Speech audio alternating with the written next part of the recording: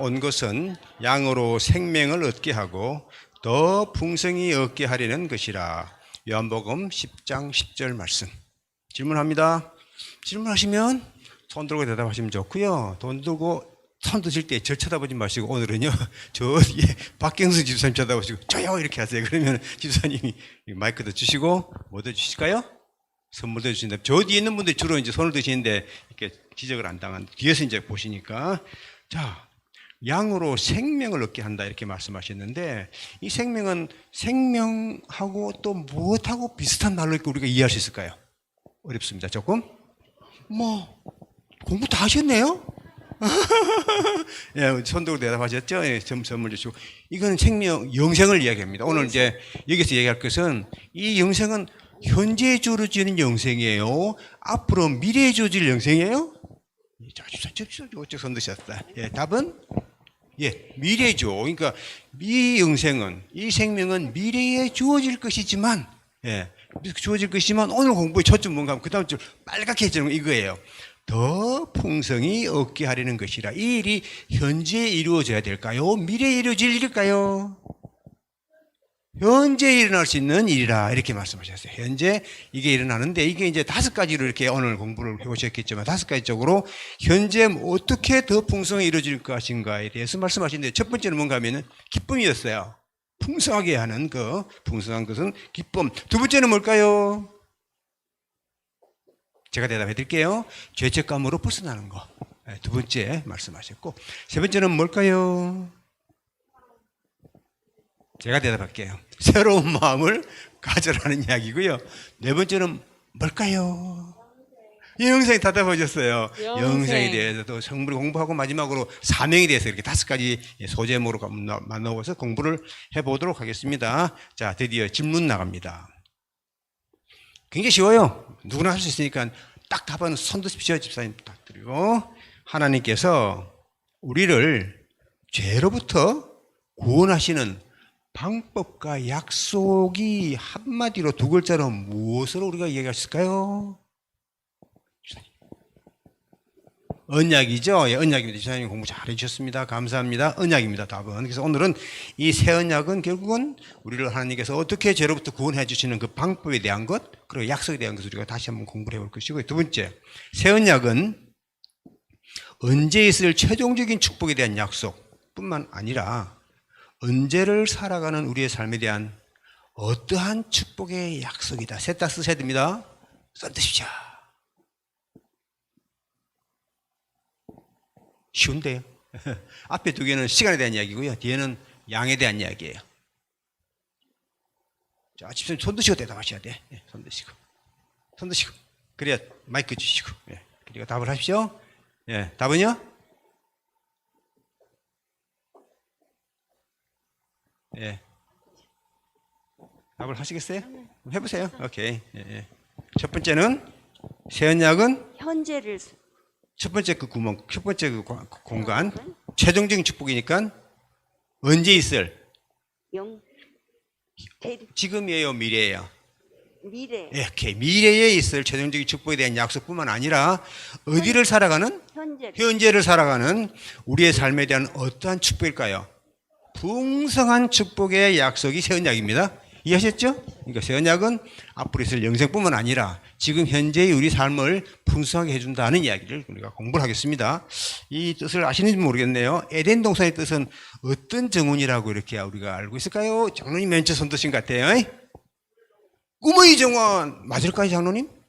기쁨의 정원. 제가 잘못 들었어요. 예, 기쁨의 정원이에요. 기쁨의 정원. 정답 주셨습니다. 기쁨의 정원이에요. 에덴 동산은 기쁨 상품들이시고요. 기쁨의 정원이라는 걸 우리가 이해하시고, 네 번째, 예수께서는 우리에게 영생의 소망을 주셨을 뿐만 아니라 이 땅에서도 하늘 아버지와 더불어 장로님 먼저 손드신 것 같아. 뭐예요?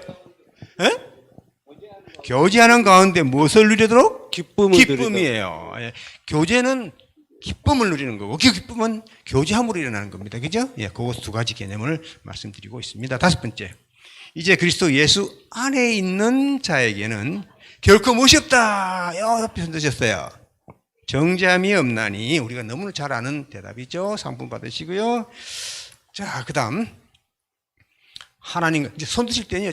저기 집사님 딱 쳐다보고 손 드세요. 그래야 딱 기적 받고 선물 주시니까 하나님과 더불어 언약 관계에 들어가기로 내가 선택하고 믿음과 회개와 순종의 삶을 사기로 선택한 자들은 언약의 피로 말미암아 무엇의 짐을 떨쳐버릴 수가 있다. 두 번째 소재의 답이에요.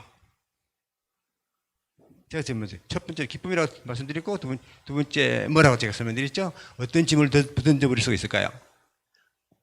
죄책감에 짐을 던져버릴 수 있겠다. 우리가 두 번째 공부할 건 전부입니다. 두 번째 공부. 그다음 세 번째 7번입니다. 그리스도 안에 있으면 어떠한 피조물이라 이전 것은 지나갔으되 보라 어떠한 것이 되었다. 손 드십시오. 저기 집사님 손 드셨어요. 새로운 피조물이라. 새로운 피조물이고요. 지나갔을 때 보라 새 것이 되었다. 새 것 되었다다, 그죠? 집사님 새 것 좋아하세요? 현 것 좋아하세요? 새 것입니다, 그죠? 자, 8번은 조금 어려운 것 같으면서 굉장히 쉬운 질문입니다. 8번째 질문. 새 마음, 이제 세 번째 마음이라고, 새 마음이라고 그랬잖아요. 새 마음의 특징을 이제 우리가 짜서 공부할 건데, 새 마음의 특징이 아닌 것은, 새 마음의 특징이 아닌 것은 첫 번째, 깨끗한 마음. 두 번째, 겸손한 마음. 세 번째, 부드러운 마음. 네 번째, 주님의 풍성하심에 이르는 마음. 답 없다. 손 드십시오. 어떤 게 답일까요? 네? 답 없죠? 답 없다는 말은 앞에 게 다 답이다. 다 새 마음이다 이 말이잖아요. 그럼 또 질문합니다. 선물 드리시고요. 또 질문합니다. 난 정말 깨끗한 마음을 가질 거야. 손 들어보세요. 아무도 없어요? 다시. 이거 다 들어야 돼요. 다시. 난 새 마음을 가질 거야. 예, 다 드셔야 돼요. 집사님 손 안 드셨어요. 두 번째. 난 정말 겸손한 마음 갖고 싶어. 나도 모르게 좀 교만한 사람 같아, 내가. 손 드시고. 세 번째. 나는 왜 이렇게 딱딱한 마음이 가질까? 나도 모르게. 내 마음이 정말 부드러운 사람의 이 부드러운 마음을 나는 갖고 싶어. 손 들어보세요. 손 들으셨어요? 저 어디에? 예. 네 번째. 주님의 풍성하심에 이르는 그런 마음이 되었으면 참 좋겠어. 손 들어보세요. 우리 다 이런 마음 돼야 되겠습니다. 그죠? 오늘 공부에 가장 중요한 것은 어쩌면 이 새 마음에 대한 공부일지도 모르겠어요. 예, 그렇게 말씀 나누고요. 아홉 번째. 내가 온 것은 양으로 무엇을 얻게 하고. 아니, 아까 공부가 똑같으네. 더 어떻게 얻게 하는 것이라 손 드십시오. 예. 저쪽 손 드셨다. 우리 최정자 씨 손 드셨네. 예. 최정자 손 드세요. 생명.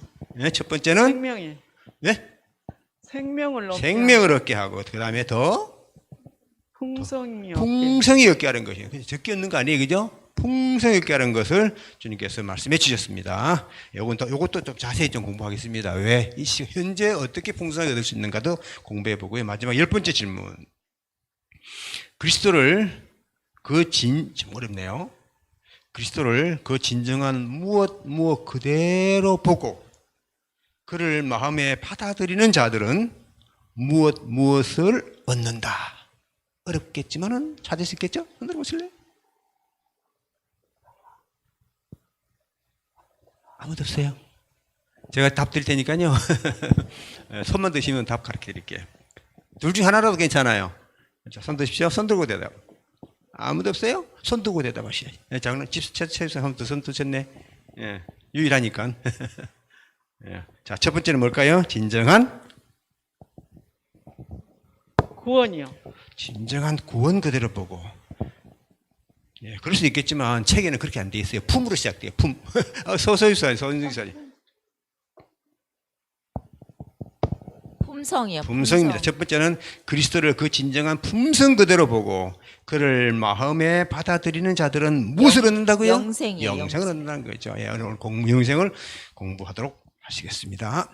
기쁨에 대한 공부입니다. 태초로부터 있는 생명의 말씀에 관한 우리가 들은 바요, 눈으로 본 바요, 자세히 보고 우리 손으로 만진 바라 하시면서 우리의 사귐은 아버지와 그의 아들 예수 그리스도와 더불어 누림이라 말씀하시고 이것을 우리에게 쓴 것은 우리의 무엇이 충만하게? 기쁨이 충만하게 하는 겁니다. 요 말씀의 가장 중요한 것은 예수님과 사귀는 기쁨을 누리라는 이야기죠. 다시 말씀드리면 우리 속에 기쁨을 찾기 위해서는 우리가 누구랑 사귀어야 된다고요? 예, 예수님과 사귀어야 된다는 것이고, 우리가 예수님과 사귀게 되면 무엇이 충만할 것이라고요? 기쁨이 충만한. 굉장히 간단해요. 내가 만약 기쁨이 없다?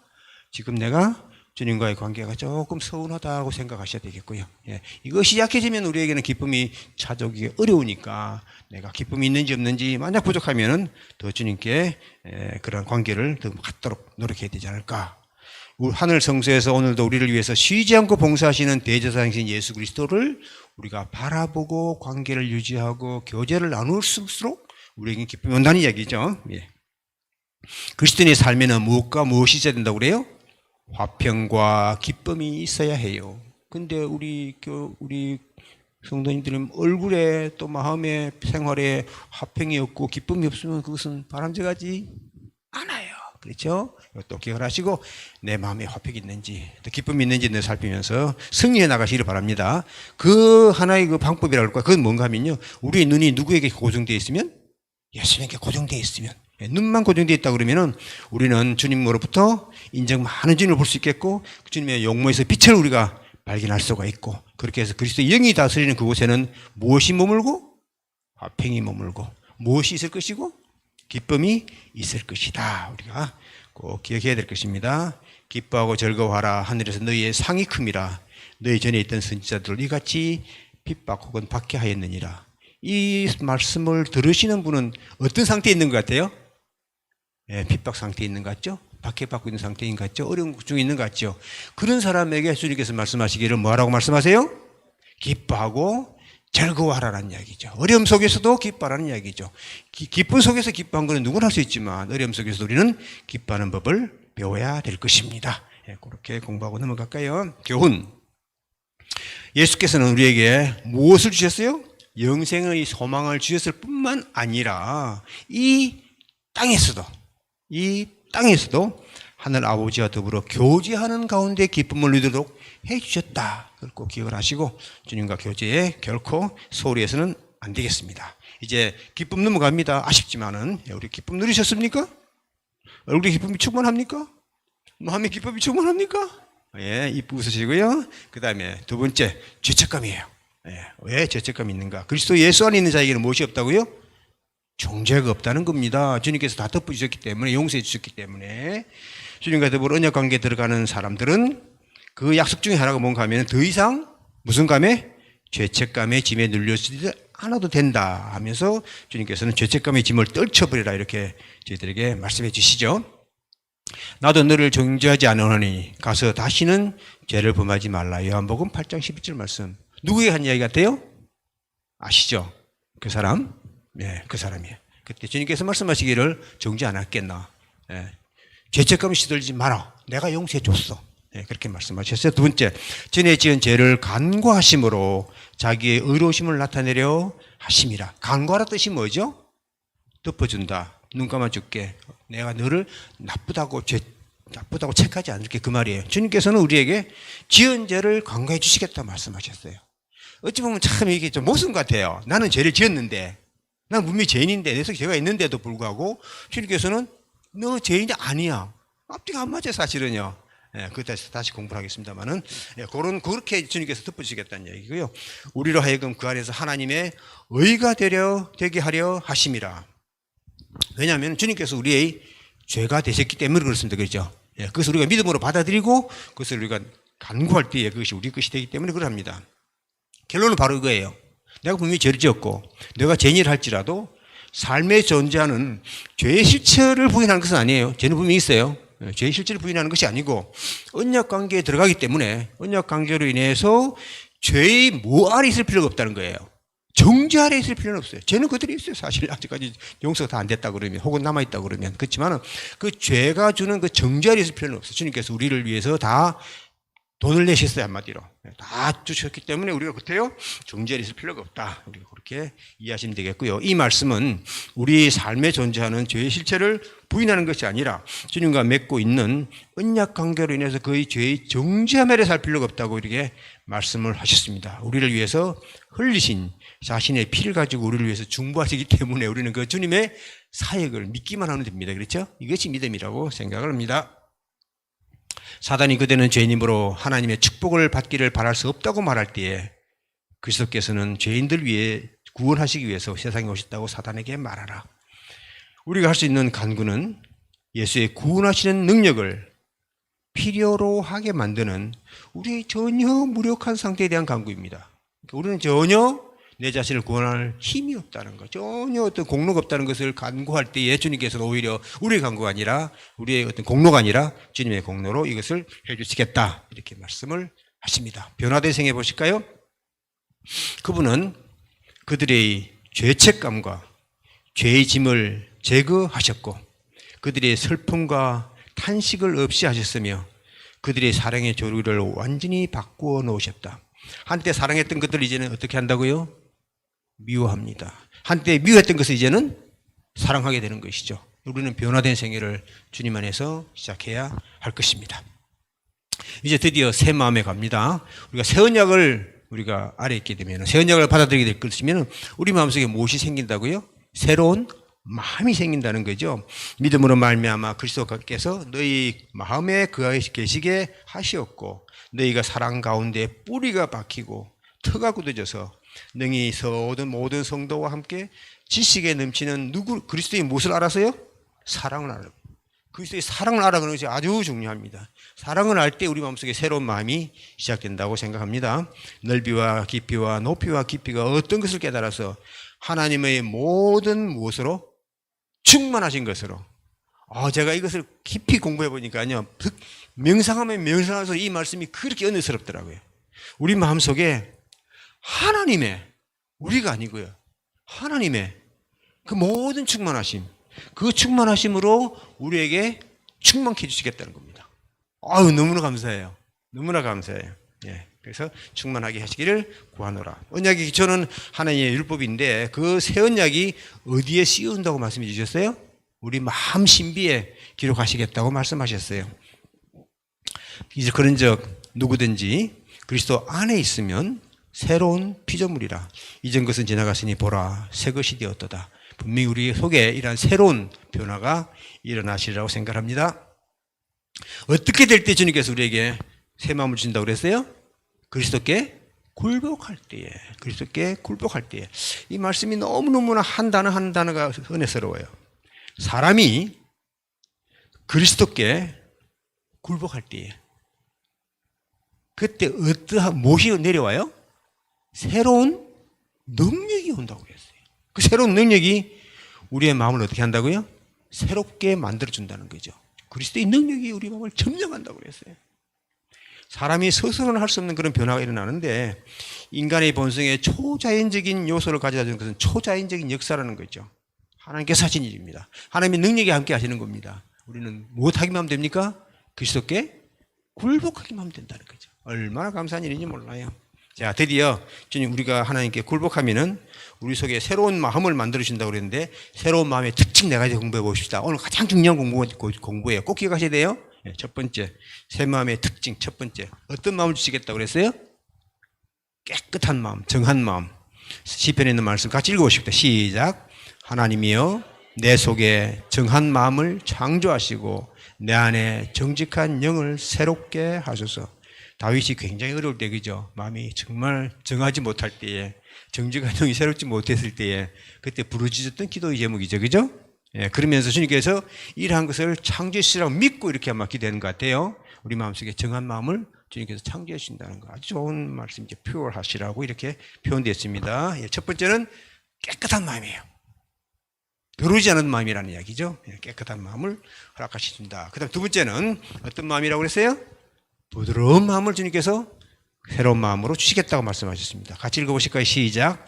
또 새 영을 너희 속에 두고 새 마음을 너희에게 주되 너희 육신에서 굳은 마음을 제하고 부드러운 마음을 줄 것이며. 우리도 모르게 마음이 좀 이렇게 좀 뭐랄까 딱딱해질 수가 있죠. 그죠? 굳게 될 때가 있죠. 그죠? 예, 그럴 때 주님께서 말씀하시기를 새로운 영을 우리가 받게 되면은 우리 마음속에 있는 굳은 마음은 다 제거해버리고 부드러운 마음을 줄 것이다. 이것이 내가 주는 새 마음이다. 우리가 이러한 부드러운 마음을 다 받게 되시기를 바랍니다. 세 번째 새 마음의 특징 뭔가요? 겸손한 마음. 겸손한 마음. 같이 읽으십시다. 시작. 너희 안에 이 마음을 품어라.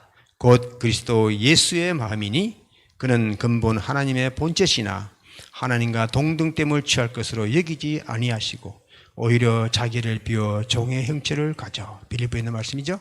예수님께서도 이 땅에 오셔서 종의 모습으로 사셨다면 우리는 주인의 모습으로 살아야 되겠죠. 그죠? 아멘? 아니죠. 어떤 모습으로 살아야 되겠어요? 종의 모습으로 살아야 돼요. 누구에게든지요. 어떤 경우에든지요. 우리는 종의 모습으로, 겸손한 모습으로 이렇게 하는 것이 정말 겸손하다고 생각이 드시거들랑 그거 선택하셔야 돼요. 어떤 경우에도 이게 겸손하지 않은 것 같다라고 생각 드시거들랑 우리는 정말 겸손한 그런 마음을 가지시고 상대방을 대하셔야 될 거라고 생각을 합니다. 그 다음에 충만함에 이르는 마음.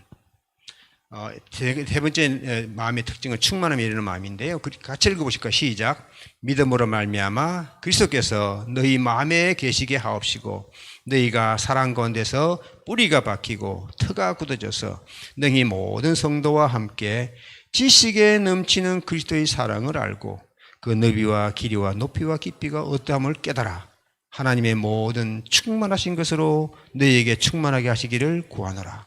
제가 이걸 공부하면서 좀 이해 안 되는 부분이 하나 있더라고요. 지식에 넘치는 그리스도 사랑을 알아라. 이게 뭘까? 좀 생각해보니까 제가 좀 정립하기엔 좀 어려워요. 그럴 때 누구에게 여쭤봐야 돼요? 네, 목사님께 여쭤보면 되죠? 우리에게 좋은 훌륭한 목사님 계십니다. 목사님, 지식에 넘치는 그리스도 사랑이 뭐예요? 예.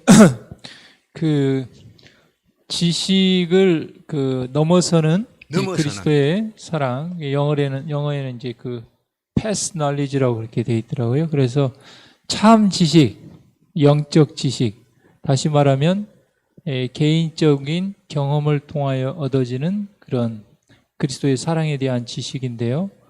하나님을 아는 지식이고 품성의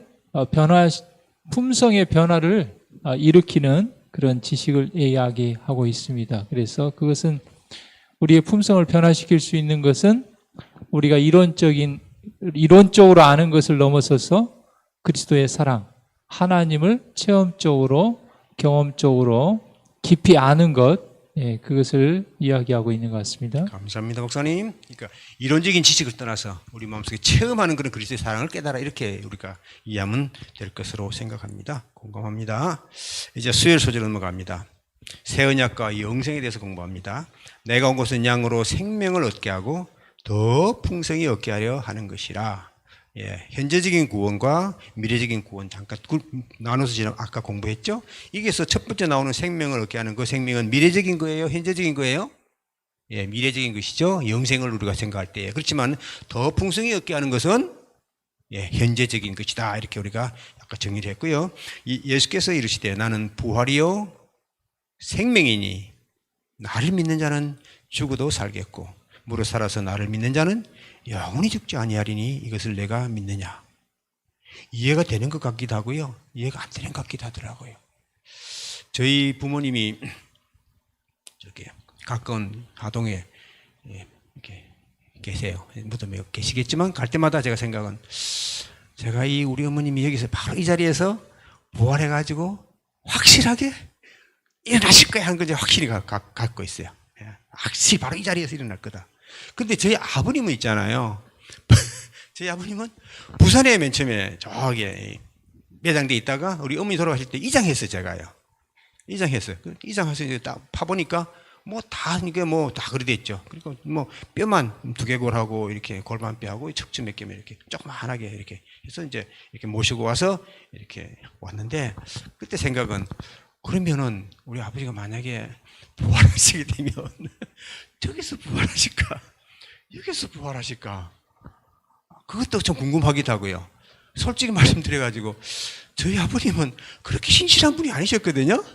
저희 어머님은 엄청 신실하신 분이세요. 제가 확신해요. 우리 어머니는 100% 부활하실 것이고 믿는데 우리 아버님 돌아가시기 전에는 이제 영접하시고 이렇게 하신 것 같은데 제가 그 속을 어떻게 알아요? 우리 아버님한테 엄청 고난도 많이 주신 분인데 과연 이 죄도 용서를 받으셨을까? 뭐 별 생각이 할 때마다 생각이 막 들어요. 그러면서 부활, 분명히 예수님 오실 때 부활은 부활할 건데 그 예수님 오실 때 부활하셔야 되는데 어떻게 그때 부활 안 해야지 어떻게 되는 거예요? 1000년 후에 부활하면 큰일 나거든요. 그래서 그게 그냥 궁금하기도 하고 이렇게 저로서 뭐 답을 찾을 수 없는 거지만 늘 궁금한 그런 부분인데 그 다음 페이지 제가 이거 읽으면서 제가 목사님께 제가 또 질문 좀 드렸거든요. 그거 우리 공부 좀 해보십시다. 과연 어떤 능력으로 어떤 모습으로 어떻게 부활하는지 그런 것 좀 상당히 궁금했던 그런 부분인데 좀 깊이 공부하는 부분은 보았습니다. 그 다음 페이지 나옵니다. 그리스도께서 우리와 한 육체가 되신 것은 오늘 아마 공부에 가장 어떤 깊은 내용 같기도 하고요. 한 육체가 되신 것은 우리가 그와 더불어 한 무엇이 되게 하기 위해서 정신이 되게 하기 위해서 주님께서는 한 육체가 되셨다고 그랬어요. 좋습니다. 주님께서 오셔서 한 육체 되셨어요.